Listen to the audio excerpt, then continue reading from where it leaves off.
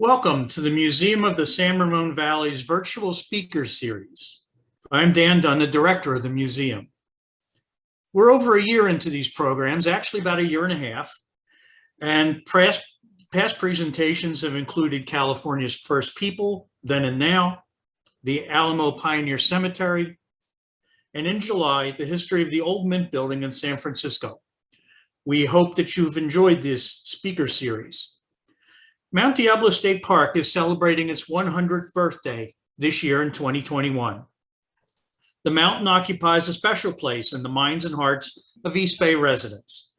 Today, we'll explore the human history of that mountain, from early Native Americans to cattle ranching, horse and automobile racing, and tourism on the mountain. Our speaker today, Stephen Smith, will talk about these aspects and how the park has grown thanks to visionaries like Mary Bowerman and Raymond Force. Also, how organizations like Mount Diablo Interpretive Association and Save Mount Diablo help to protect the park. Stephen is a Danville native, hiking enthusiast, natural history docent, and team leader for trail signage and maintenance projects in the park. He is also president of Mount Diablo Interpretive Association and oversees many of its programs and committees. Please use the chat window at the bottom of the screen for any questions you have.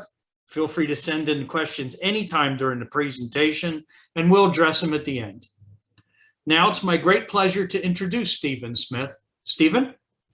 Thanks, Dan. Thanks so much for the invite, and thanks to all of you for attending today. Go ahead and share my screen here.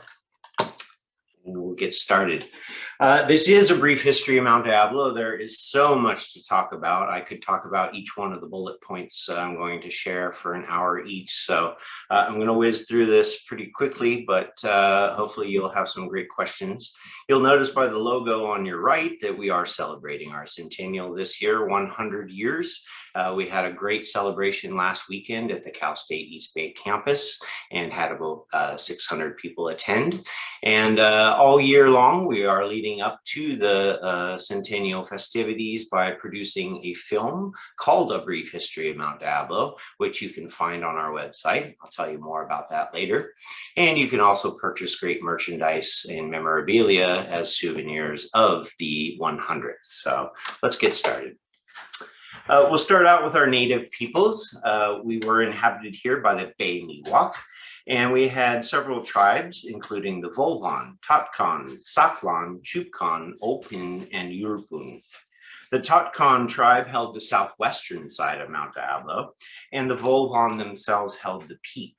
The Spanish called them the Cerro Alto de los Bobones, or the high point of the Volvans.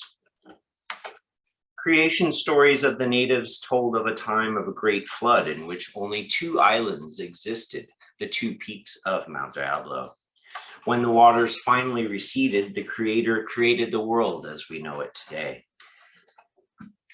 There are many native names for the mountain, including Oompile from the northern Sierra Miwok, the Supimnenyu from the central Sierra Miwok, the Suku Yaman from the Nasinan, or the most common used by the northern Ohlone is the Tuishtiak. The gathering of tribes during autumn harvest of acorns was extremely important in their lives. It was a time to greet other tribes, to forge new relationships, to intermarry, to celebrate and have fun. As hard as they worked to maintain their lives and to maintain the land, they also realized the importance of celebration. And so this was a great time for them in the autumn harvests.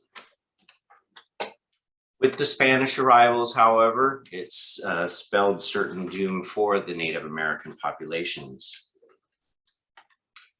Pedro Fages was a Spanish soldier, explorer, first lieutenant governor of the Californias under Gaspar de Portola. In November of 1770, he led an expedition from Monterey by land to the San Francisco Bay. He found a route through present-day Salinas and the Santa Clara Valley, what is today's US 101, and his new trail became the preferred route, with missions later established along that road, including the Mission San Juan Bautista, the Mission Santa Clara, and the Mission San Jose. Fages set out north from San Diego again in 1772, establishing another new trail into the San Joaquin Valley, this time accompanied by Friar Juan Crespi, who kept a journal of his, a daily journal from which we get most of our information. The party continued north along San Pablo Bay, but it was prevented from going further by the Carquinez Strait. So they followed the bay around to the east and climbed the slopes of Mount Diablo. It was from there that they became the first Europeans to sight the San Joaquin Sacramento River Delta, the Central Valley of California, and the Sierra Nevada mountain range. Seeing that it was impossible to cross the wide rivers without boats, the party looped back around through Contra Costa County to San Jose, following what is now I-680. The California missions began in the late 18th century and as an effort to convert Native Americans to Catholicism and expand the European territory. Founded on June 11th of 1797, the Mission San Jose comprised land reaching far and wide from the southern boundary of Alameda County all the way up to the Sacramento River north and from San Francisco Bay to the summit of the Coast Range. The entire San Ramon Valley was granted to the Mission San Jose. Many of the Bay Miwok were fiercely opposed to mission life and often fought with Spanish soldiers who were tasked with returning the native peoples where they were to the missions where they were converted. This marks a dark time in history in which the subjugation and enslavement of the native peoples decimated their culture, and exposure to European illness and disease wrought havoc. While there are many versions of the naming lore of Mount Diablo, the generally accepted one follows, which is based on General Mariano Vallejo's report to the state legislature in 1850. As the Spanish continued their efforts at missionization and the Bay Miwok resisted, conflicts abounded. One such occurrence happened in the territory of the Chupcan near Concord, in which tribe members were cornered and a standoff ensued. In the middle of the night, the natives seemingly vanished in a dense thicket. The embarrassed and dumbfounded soldiers called the area Monte del Diablo, which means thicket of the devil. Anglo settlers misinterpreted the word monte as meaning mountain and affixed the name to the nearby tall peak, thus becoming Mount Diablo. In 1833, 2 ranchos were granted by the Mexican government in the San Ramon Valley, both with the name Rancho San Ramon. The rancho era began with lands from the former mission areas, and the cattle and sheep brought to these ranchos were former mission livestock. Cattle hides and tallow would provide an economic basis for the ranchos. Jose Maria Amador's Rancho San Ramon included 20,000 acres, headquartered near Dublin. He employed Indian Mexican workers and developed an industrial center which produced leather goods, harnesses, wagons, and furniture. Mission San Jose became a parish church with no more control over the Indians in 1836. The Indians scattered to work on the ranchos and at the Pueblo of San Jose. Some more recent recruits went back to their tribes in the Central Valley, while some on a rancheria in Pleasanton called Alisal preserved their customs and traditional religious practices for some time. In 1834, the Rancho Arroyo de las Nueces y Bobones was a 17,000-acre land grant to Don Juana Sanchez de Pacheco, and it included parts of Pine Canyon, Little Pine Canyon, Northgate Road, Diablo, and Turtle Rock ranches.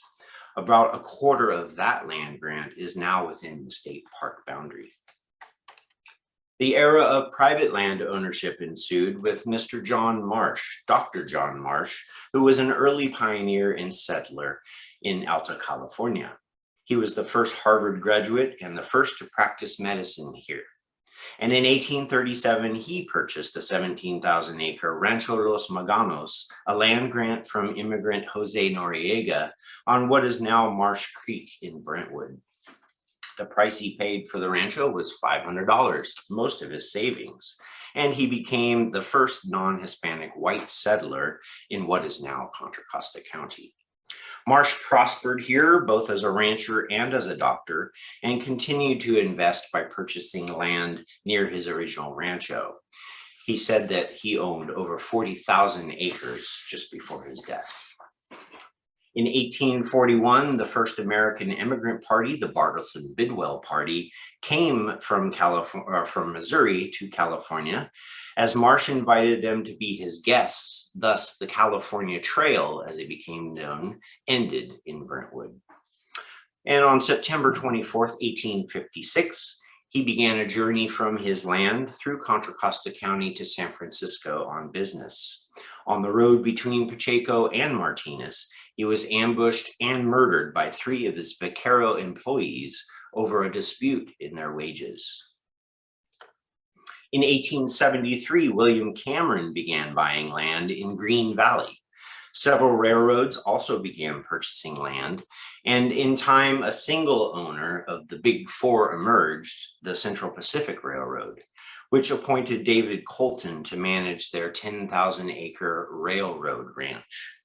He was given Mark Hopkins' share, and in time bought out Crocker, Huntington, and Stanford. Colton's daughter Caroline and her husband, mining engineer Dan Cook, inherited the railroad ranch, which by then extended from Green Valley School to Sycamore Valley up to Curry Creek, and took in the headwaters of Marsh Creek, the Southern Summit Road, and the Mountain House Hotel. Brothers Dan and Seth were both rough, obscenity-speaking, and hearty fellows, according to Burgess, and changed the name to Cook Farms. Seth Cook, who was a bachelor, passed the farm to his niece Louise and her husband, John F. Boyd. Boyd renamed it the Oakwood Park Stock Farms, and by 1897, it included 6,000 acres. By 1930, over 15,000 acres. 1913, excuse me. It included areas of Dan Cook Canyon, Rock City, Devil's Slide, and the area along Southgate Road, and it was at the time considered the largest stock farm in the world. Horse racing abounded at the horse track, which was on the grounds of the farm, which is now the town of Diablo. In 1912, Louise Boyd sold Oakwood Park Stock Farm to Robert Noble Burgess and his Mount Diablo Development Company, a group of investors who wanted to create an exclusive residential park.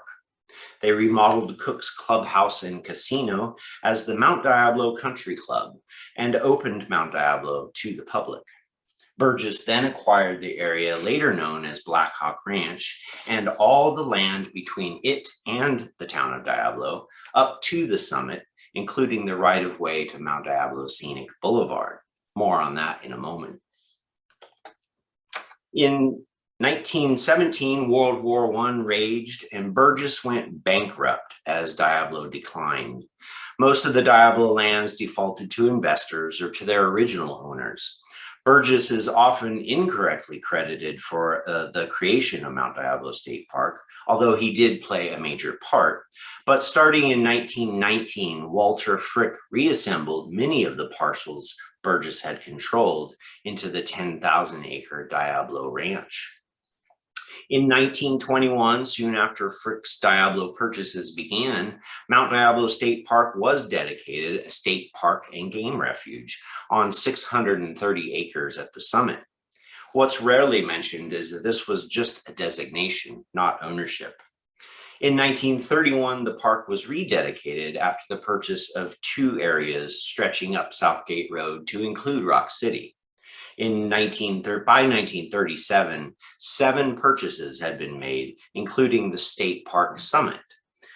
And all but 19 acres of the 2,022-acre park, including 3/4 of the summit, were purchased from Walter Frick. The original plan for California was to establish one initial survey point, but surveying the public lands in California was no easy task. Because of the size of the state and the steepness of the terrain in many areas of California, the Surveyor General of the United States decided that 3 initial points were needed. These points were established on Mount Diablo in Contra Costa County, 1851, San Bernardino Mountain in San Bernardino County, 1852, and on Mount Pierce in Humboldt County, 1853. In July of 1851, Colonel Leander Ransom, General Land Office Deputy Surveyor, was under instructions from the Surveyor General of California to establish the initial point on Mount Diablo's summit. In oppressive summer heat that year, he labored through dense brush up the steep terrain to get to the top of the mountain. There he chiseled a hole in solid rock on the highest point and erected a flagpole to be used as a site to establish monuments on the base and meridian lines. Ransom then went due south 12 miles, set additional monuments to establish the meridian. He continued setting monuments due east, due north, and due west of the initial point on the summit, thereby establishing the Mount Diablo base and meridian lines. He concluded his survey on August 31st, 1851. In 1861, Josiah Whitney's California Geological Survey visited Mount Diablo for 10 days. William Brewer, pictured here, was the head botanist on the survey, and he wrote, "The region north and northwest of Mount Diablo is a beautiful one. Pretty valleys scattered over with oaks, many of enormous size, with wide branches, often dropping like the elm. The rugged mountain rises against the clear sky, and when illuminated by the setting sun, is an object of peculiar beauty.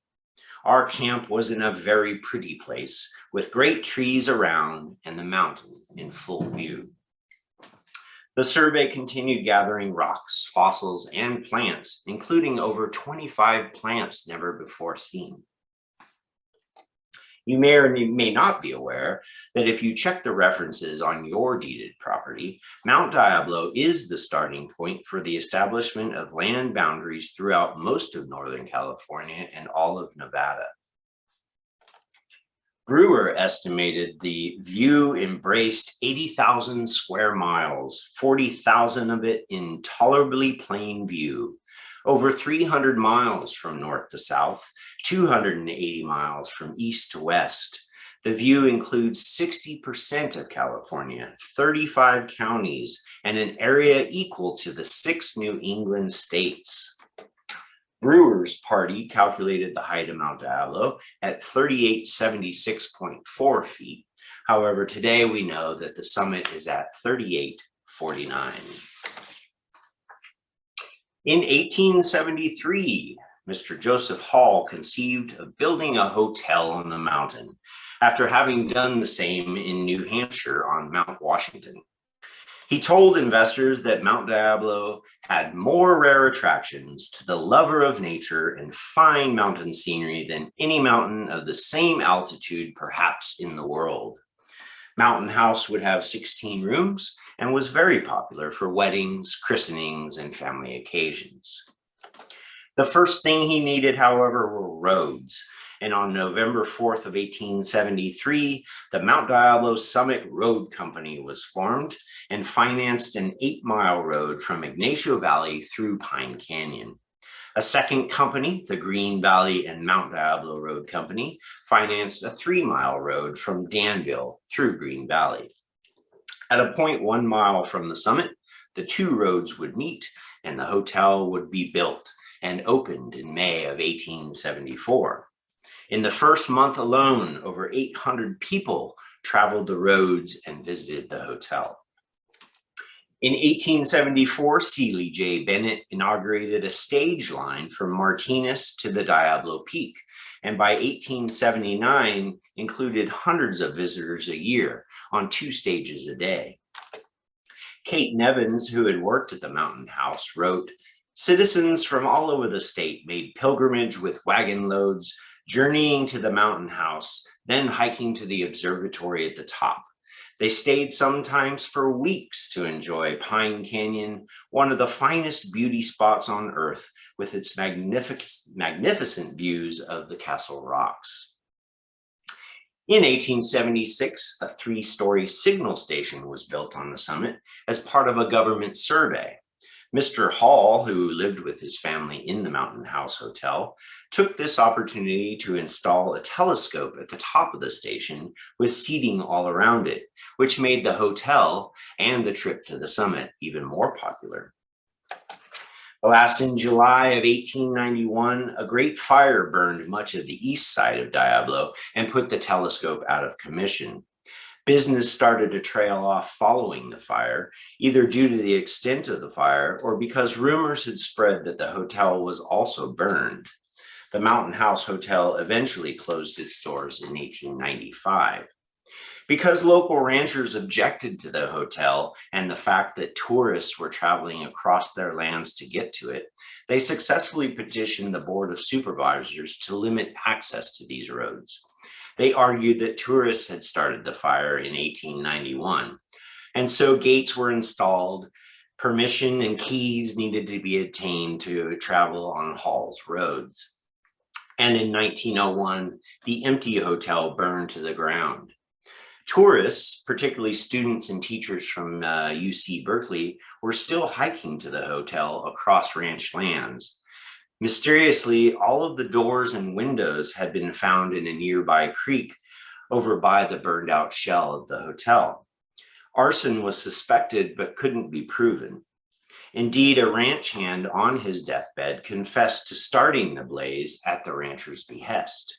He was instructed to remove the doors and windows first because without them, the fire could not be ruled arson of a dwelling. In 1921, State Senator Will Sharkey of Martinez successfully sponsored a bill in Sacramento declaring 630 acres near the summit of Diablo a state park and game refuge, though no funding was attached for actual purchase of the land. A park commission was formed and a ceremony planned. On June 19, 1921, a ceremony was held at the summit of Mount Diablo. The dedication concluded with performances at the summit by a band from Martinez and a choral singers accompanying on a piano. As far as it's known, this is the first and only piano to have successfully summited the mountain. In 1927, Frederick Law Olmsted Jr. prepared a California State Park survey for the newly formed State Park Commission. He recommended the acquisition of 5,000 to 6,000 acres on Mount Diablo to amplify and round out the small state park already located at the summit. In 1930, Californians passed a $6 million bond measure that included money for the state park. It paved the way for major property acquisitions along Mount Diablo Scenic Boulevard, Northgate, and the summit. With newly acquired lands and funding, a second dedication of the mountain was in order and was planned to be quite extravagant. On April 26th, a caravan of cars started to assemble in Martinez. It started to rain. Along the way, they picked up over 500 cars. But by the time they rounded out around Danville, it had really started to come down in a deluge. Along were the dignitaries of Sonny Jim Rolfe, the California state governor at the time. Other revelers had gathered at Rock City, where the festivities were to be held. They were being entertained by bands and Livermore rodeo riders. But as the caravan with the governor came to Diablo, it was raining so hard that they decided to have the ceremony there. Sonny Jim had been drinking all day long, and when a thunderclap rang out, he awoke with a start, thinking that the 21-gun salute in his honor had already begun. One of his car mates remarked that it was going to be a long day when Sonny Jim was already 3 sheets to the wind. They held the ceremony there in Diablo, but left all of the revelers up at Rock City to wonder what they were to do. It had rained so hard that the mud had become thick and their cars had become stuck in the mud. But alas, the Livermore rodeo riders were there with their lariats to lasso the cars and tow them out of the mud. The brand new park superintendent, who had started his job only weeks earlier, had thought the whole thing was all too much for him. And a couple of days following the ceremony, he checked himself into the Martinez Psychiatric Hospital. In 1912, Burgess completed the purchase of Oakwood Park Stock Farm, 6,000 acres for $150,000. In a matter of months, he bought another 5,000 acres that included the actual summit of Diablo. And in short order, ranch buildings were converted to recreational use, a golf course was built, and the land around the core of the ranch was subdivided into half-acre lots. Before long, ads in the San Francisco newspapers were trumpeting the virtues of Mount Diablo Estate as an unusual departure in the development of country life, with prices and terms such to be within the reach of many. Between 1912 and 1915, Burgess also built Mount Diablo Scenic Boulevard, with one branch from Ignacio and the other from Danville. Early on in the days of automobile races, races were held on the winding roads of the mountain to see who could make it to the top in the fastest time. Dodge sponsored an event where low gear racing took them 1 hour and 42 minutes to reach the top. But all seemed a very harrowing journey if you've ever driven the roads of Mount Diablo. All of this, the acquisition of lands, the building of the road, was an elaborate scheme to build a grand hotel and tavern at the top of the mountain. It was to be called the Torre del Sol, or the Tower of the Sun. It looked suspiciously similar to what became Hearst Castle, because the main financier was none other than William Randolph Hearst. Well, World War I intervened with these plans. Building of residential lots in the foothills floundered, and Hearst backed out. Burgess filed for bankruptcy in 1917, and it was at this time that Walter Frick bought up much of the mountain. In the late 1920s, the U.S. Department of Commerce sought to establish airplane routes throughout the country and encouraged private businesses to construct beacon lights for nighttime navigation. Standard Oil agreed to build the lights on the West Coast, and Mount Diablo was chosen as the site in Northern California. A 75-foot steel tower with a 10 million candle power beacon on top was erected, and Standard Oil had hoped to booster a market for aviation fuel produced in Richmond. It advertised itself by placing large letters on the tower, SD for Standard Diablo. On April 25th, 1928, Charles Lindbergh turned on the beacon remotely from Denver as the light rotated 6 times per minute and flashed every 10 seconds, visible from 100 miles on a clear night. The beacon operated until December 7th, 1941, when the attack on Pearl Harbor caused the darkening of the light for fear of further attack. Following the war, the beacon was no longer necessary with the advent of radar, and the light remained dark until December 7th of 1964, when Fleet Admiral Chester Nimitz, who was Commander-in-Chief of Pacific Forces during the war, attended a ceremony at Mount Diablo's summit, commemorating survivors at Pearl Harbor.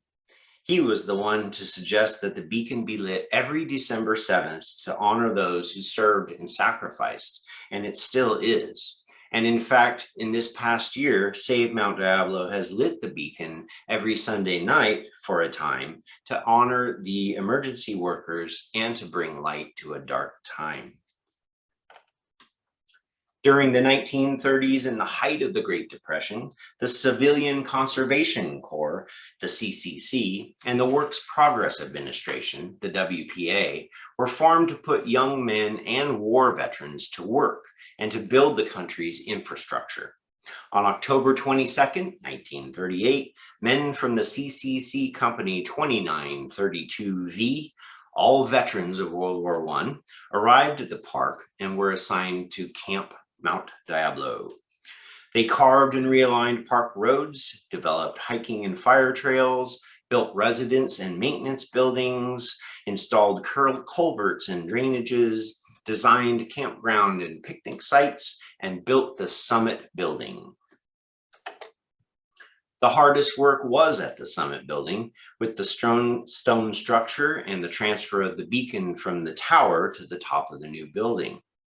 Much of the stone used to build the structure was quarried on the mountain near Fossil Ridge, and many fossils can still be seen today in its walls. The CCC crews completed their work on the mountain and departed August 15th, 1941. The summit building today houses a museum, a media room, and a gift shop operated by MDIA, and it remains a major tourist attraction, providing an observation deck to survey the entire region. The story of Mary Bowerman begins with the rare and endemic Mount Diablo buckwheat, which nobody seems to have seen on the mountain since 1903. In the 1930s, then a young botany grad student at UC Berkeley, Mary found some specimens on the slopes of Mount Diablo. As she later explained, she hadn't thought of Mount Diablo as being anything special when her professor at Berkeley assigned her to study it in 1930. He chose her because she happened to have a car. As she explored the mountain in the ensuing years, however, Bowerman grew fascinated with the beauty and complexity of its plant life. She visited it over 100 times as a student and collected many hundreds of plant species. In 1932, she surprised her thesis advisor, eminent botanist Willis Lynn Jepson, by proposing to write her doctoral dissertation on the entire mountain's vegetation and the way it interacted with the environment. Her 1944, The Flowering Plants and Ferns of Mount Diablo, California, was published and remains to this day as the leading reference. A large fire on the mountain in 1977 caused some controversy when a local newspaper began raising funds to reseed the mountain with non-native Monterey pines. Bowerman was outraged and rallied behind the notion that the mountain would resprout and regenerate itself. She won the argument, after all, and the monies raised were used instead to open the Fire Interpretive Trail around the summit, eventually renamed in her honor to the Mary Bowerman Trail. The trail offers nearly a quarter mile of ADA accessibility and is 3/4 miles of hiking through very diverse natural habitats and one of the most popular hikes on the mountain. Growth in this area was light until after World War II, with the opening of the Caldecott Tunnel and the many returning GIs looking for suburban life. Over the years, Mary Bowerman's fascination with the mountain's natural habitats had evolved into a passion to save them from the forces threatening to overrun them. Bowerman was persistent and erudite. She would surprise local landowners by asking them what could be done to protect the mountain.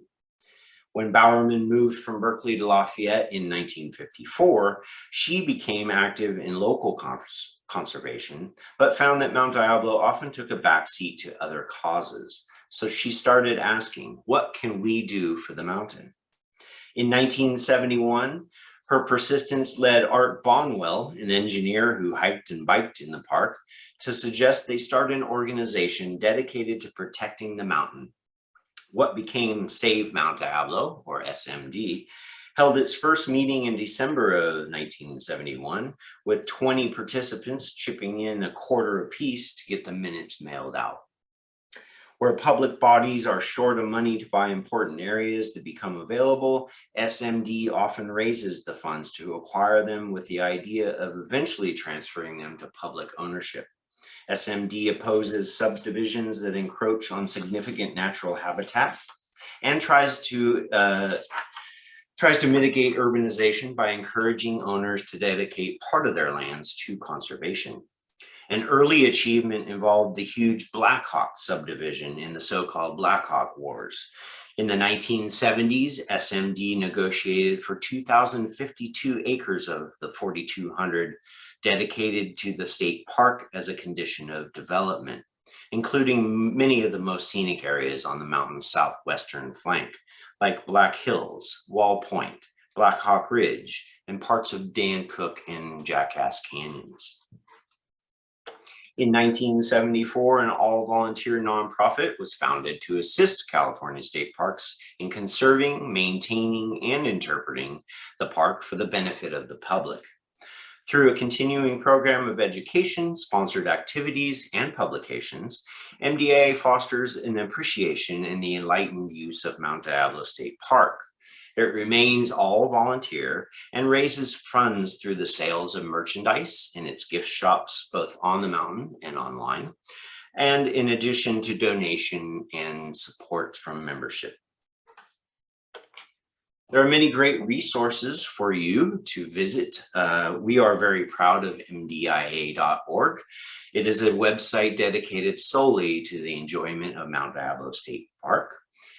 There you'll find many great resources like the wildflower guides, a weekly wildflower bloom report, bird guides, natural and cultural history articles, park information, of course, our MDIA store, upcoming events, and past event recordings, as well as our Audible Mount Diablo series. Please check out the Audible Mount Diablo series. It's a great audio tour you can enjoy as a podcast while you're out and about on the mountain or at home on your computer or on your big screen TV.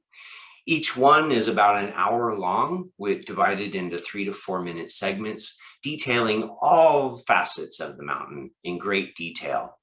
Among these is our brand new offering, The Brief History of Mount Diablo, which we produced to show at the Centennial Celebration and also to be shown in the summit.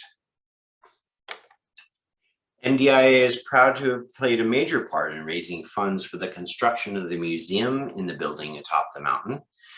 It was dedicated in 1993 and renovated in 2010.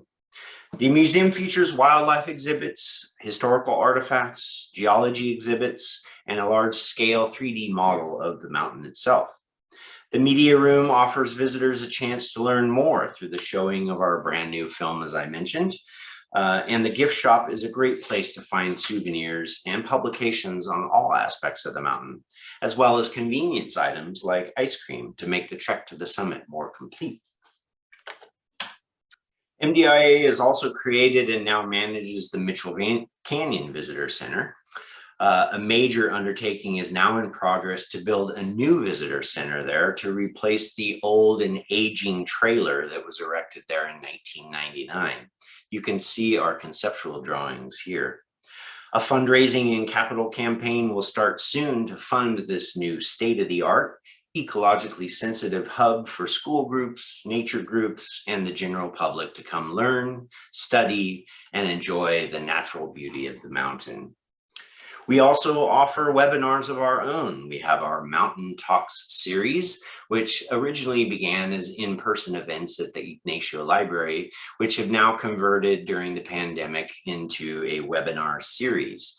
We have covered over 20 different speaker subjects on all aspects of the mountain to enjoy, and they are all recorded and archived for your enjoyment later. So check out our events page and our resources on the mdia.org website.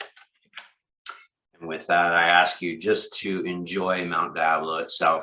This is such a special place to so many of us, and it has been, as you've seen, for thousands of years, a vital key part of this area. It is, to many of us, the center of our universe, And for those of us who live and work around the mountain every day, it's a treat to find yourself in an open meadow on a sunny day, or out at Mitchell Canyon with the clouds rolling overhead.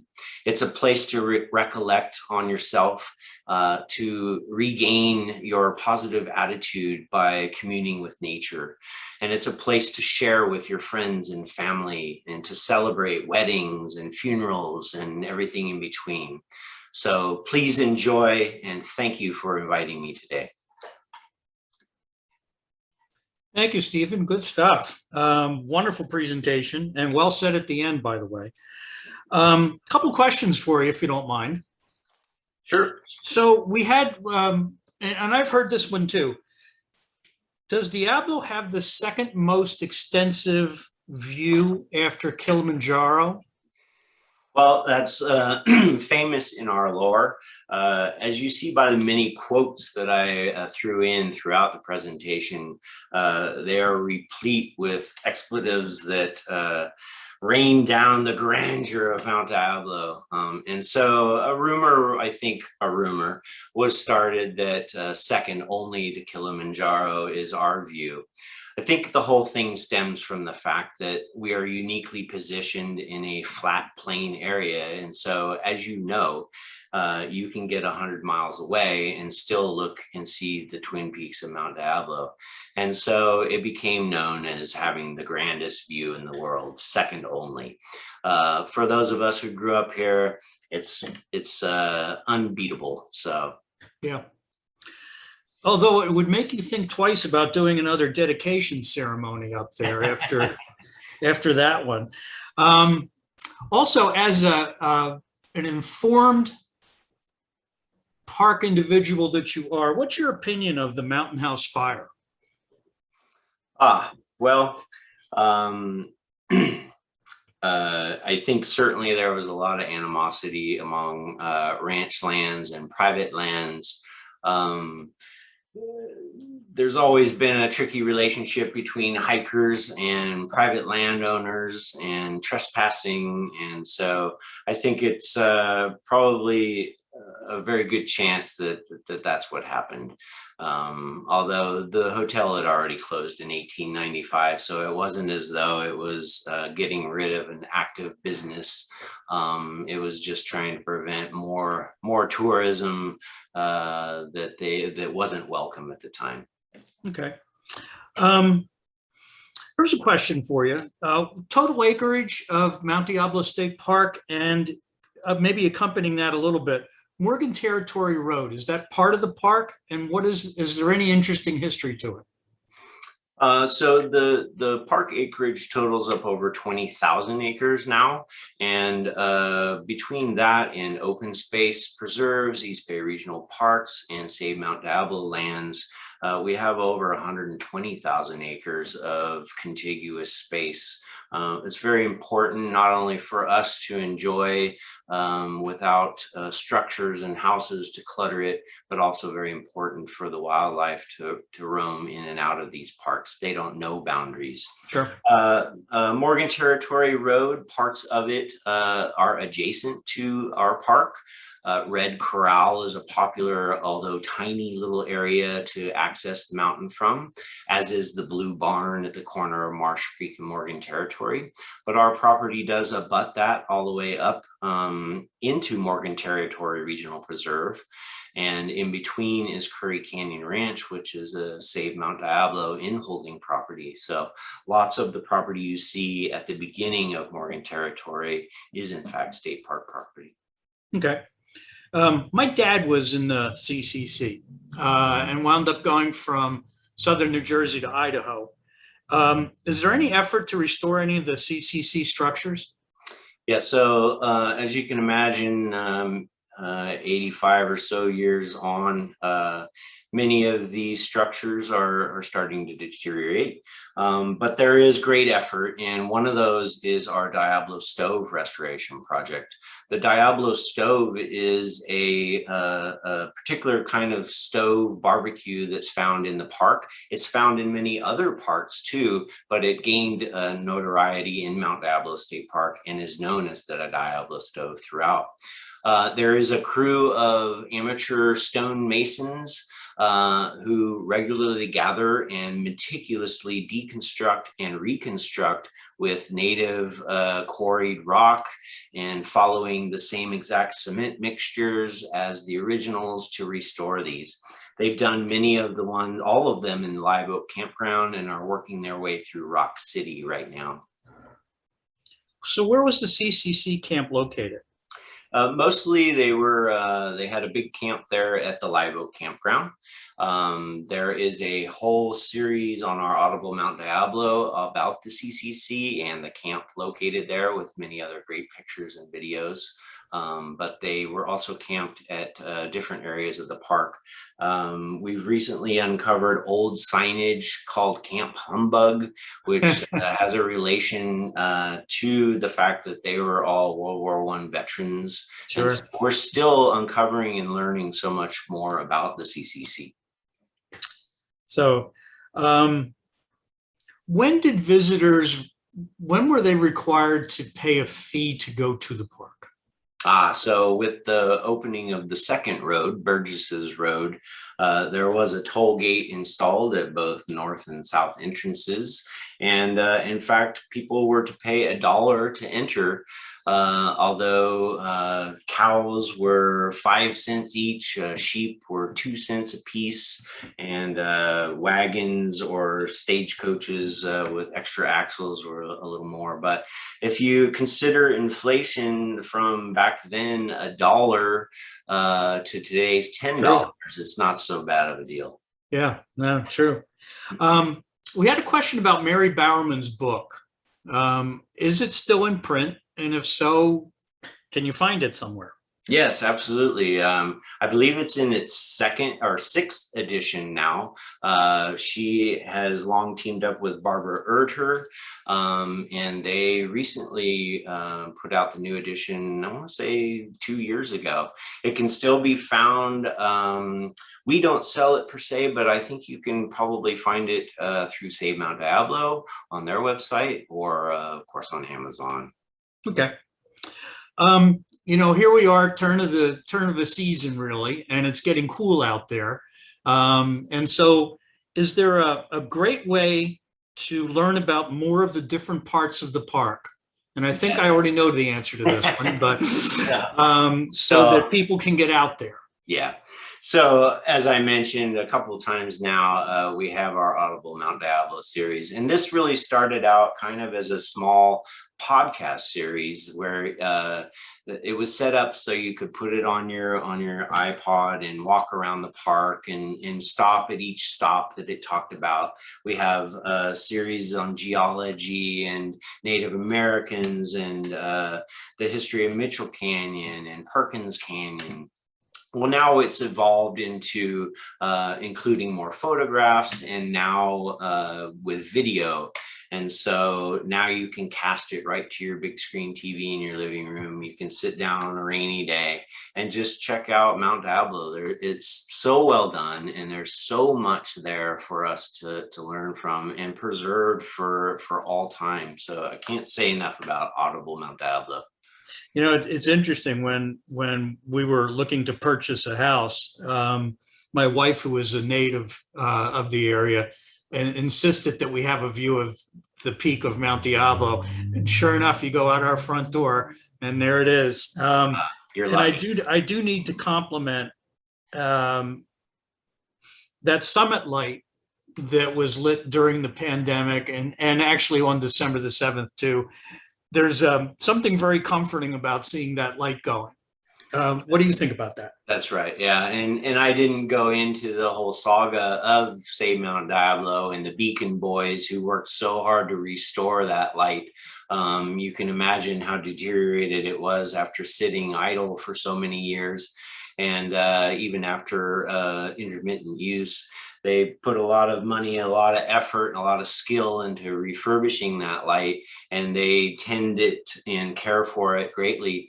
If you've never been able to go to the December 7th ceremony, it's held at CSU campus. Yep. And it's a great way to we've always had veterans who still speak. They're getting on in years, but it's a great event. And yes, a couple of the Beacon boys would go up every Sunday night and light the beacon. And then normally their executive director, Ted Clement, would hike up the next morning to turn it off. And it was such a comfort to so many people, and had the blessing of the Pearl Harbor survivors. They said it was okay to do.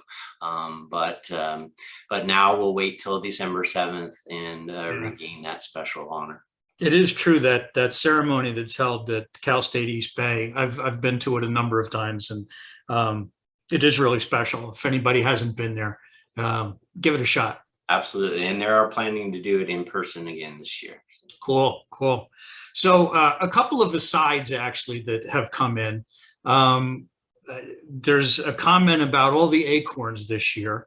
And the theory of the native population that you could support now with all these acorns. Yeah, it's crazy. I was working at a house over in Danville off Delamega Road, and parked under this ginormous oak tree, and it was just raining down. I've never seen such a huge harvest. Of course, the Native Americans used acorns to grind up and use as a mash, as a porridge, as to make dishes, including breads and whatnot. There were lean years. There were years where they had to resort to using poisonous buckeyes to feed from. So great harvest years were considered a wonderful celebration, and the lean years were tough. Yeah, shameless plug for the museum here. Our current exhibition is on the local native tribes, and we do talk about the use of acorns and how it helped to sustain a population like that. It's a good one. If you haven't been, I went a couple weekends ago, and it's fantastic. And the mountain lion and fox mounts you have are spectacular. Yeah, yeah. The mountain lion always gets people's attention. It's true. And then this one, take it what you want. Walnut Creek, the outline of the mountain from her great grandfather's farm in Ignacio Valley is a mouse with the hump of its back and 2 ears on its head. Is that right? Yeah. So we'll have to go explore that one at some point, I guess. It's funny because it depends on where you grew up around the mountain. I've lived in Danville, Walnut Creek, and Antioch, and each vista is completely different. Yeah. And even looking at it from the east side, where the peaks seem to be switched, or places in Walnut Creek where there's only one peak showing.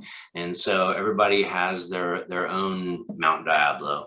But to me, the one here in Danville is the one.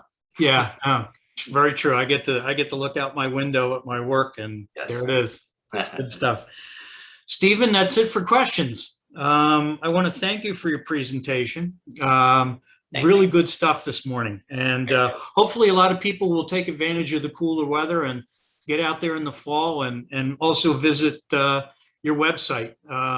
That sounds like a really good resource. Great. Thanks, Dan. Thanks, okay. Everybody. And thank you all for viewing this morning. If you missed any of our earlier programs, you can find them by visiting the museum's website at museumsrv.org. Today's program will appear early next week. Our next program will be on November the 18th at 11:30, and it will be the history and story of Alamo, California. Local historians Beverly Lane and Sharon Burke will be our presenters, and they wrote the book on Alamo history, literally. There it is. So you get to hear about the area's geology, native peoples, early settlers, the origin of Alamo's name, early ranchos, title controversies, and 20th century challenges. Their presentation will also include some rarely seen photos of Alamo, so make sure you turn in for that one. If you like these programs and want them to continue, we ask that you make a donation by going to the museum's homepage, museumsrv.org, and click on the Donate Now button. The museum is always in need of volunteers, so if you have some time for us, please contact the museum. I hope you enjoyed today's presentation. Stay safe, and thank you for watching.